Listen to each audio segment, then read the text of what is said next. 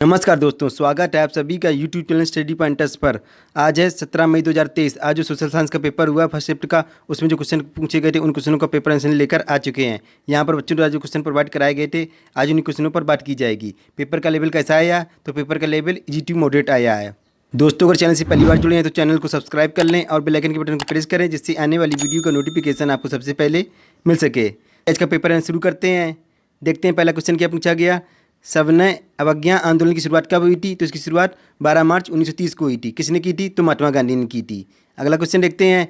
उष्णकटिबंधीय सदाबहार वन कहाँ पाए जाते हैं? तो ये एशिया में, ऑस्ट्रेलिया में, अफ्रीका में, दक्षिण अमेरिका में, मध्य अमेरिका में और प्रशांत द्वीपों पर पाए जाते हैं। आपका जो भी ऑप्शन में रहा होगा देख लेना।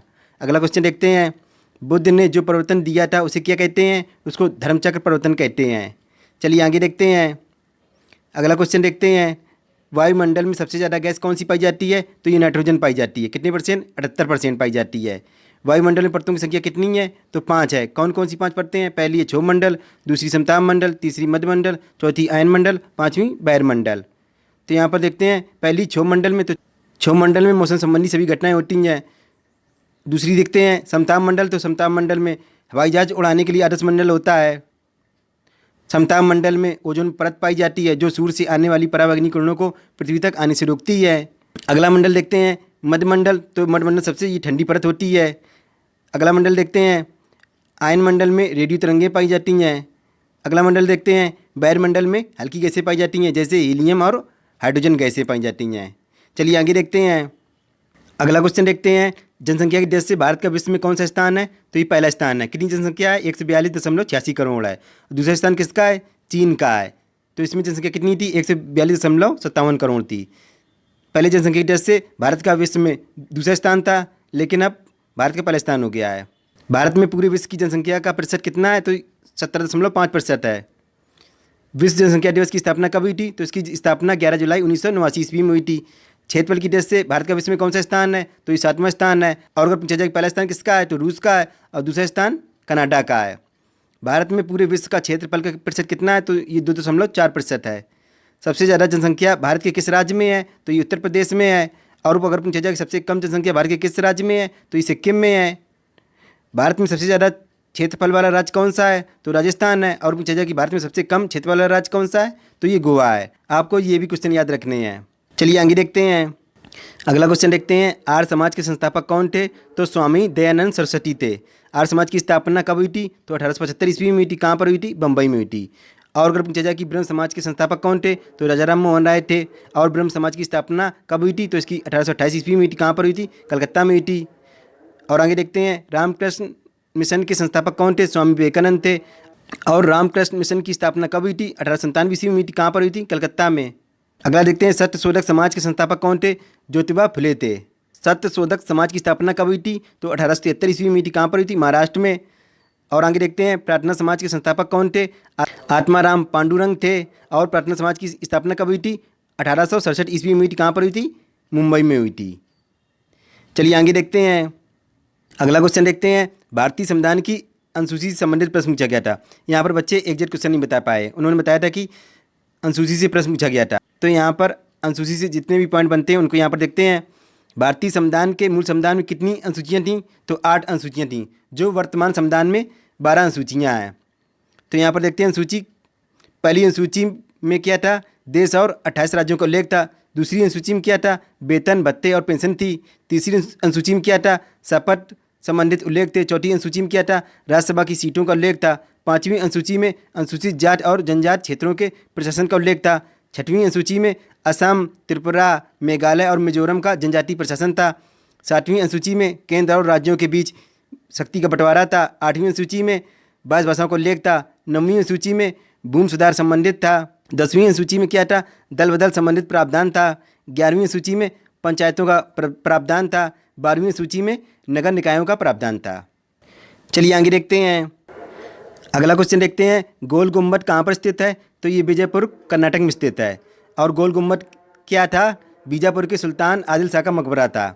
अगला क्वेश्चन देखते हैं। कालीकट में कौन आया था? तो वास्को ड गामा आया था। कब आया था? 1498 ईस्वी में। अगला क्वेश्चन देखते हैं। एशिया का सबसे बड़ा बंदरगाह कौन सा है? तो कांडला बंदरगाह है। यह आयात निर्यात से पूरे विश्व के साथ जुड़ा हुआ है। यह भारत के गुजरात राज्य के कच्छ जिले में स्थित है। चलिए आगे देखते हैं। अगला क्वेश्चन देखते हैं, संसद में कितने अंग होते हैं? तो 3 अंग होते हैं। कौन कौन से होते हैं? पहला होता है राष्ट्रपति, दूसरा राज्यसभा, तीसरा लोकसभा। अगला क्वेश्चन देखते हैं, बेगम हजरत महल के पति का क्या नाम था? वाजिद अली शाह था। बेगम हजरत महल का जन्म कब हुआ था? तो इनका जन्म 1820 ईस्वी में हुआ था। कहाँ पर हुआ था? फैजाबाद, अवध, भारत में हुआ था। और उनकी मृत्यु कब हुई थी? 1879 ईस्वी में। कहाँ पर हुई थी? काठमांडू में। ये काठमांडू कहाँ पर पड़ता है? नेपाल में पड़ता है।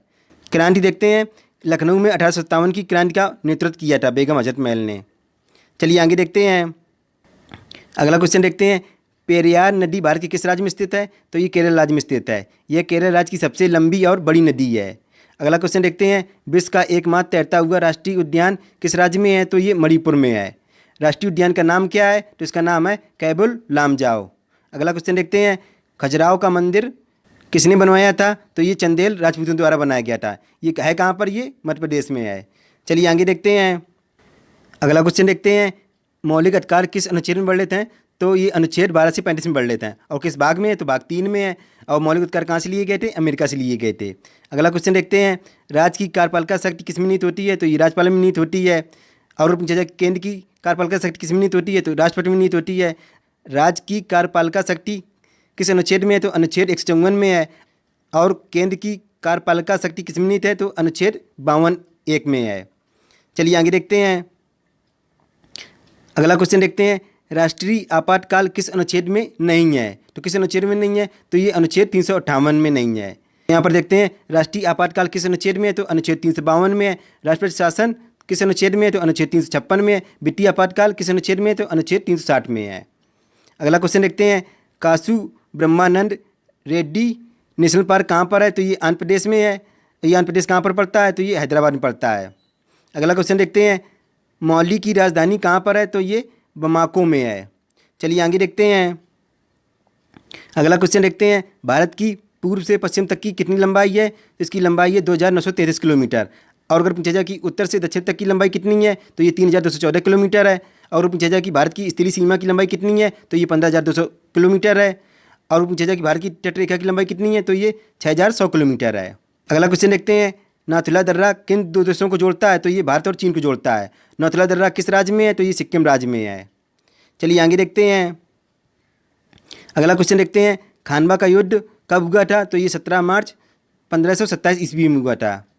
और खानवा का युद्ध किनके बीच हुआ था? तो खानवा का युद्ध बाबर और राणा सांगा के बीच में हुआ था। इस युद्ध में राणा सांगा की पराजय हुई थी। इसी युद्ध में विजय श्री मिलने के उपरांत बाबर ने गाजी की उपाधि धारण की थी। अगला क्वेश्चन देखते हैं, टेहरी बांध किस नदी पर है? तो ये भागीरथी नदी पर है। ये भागीरथी नदी है कहाँ पर? ये उत्तर प्रदेश में है।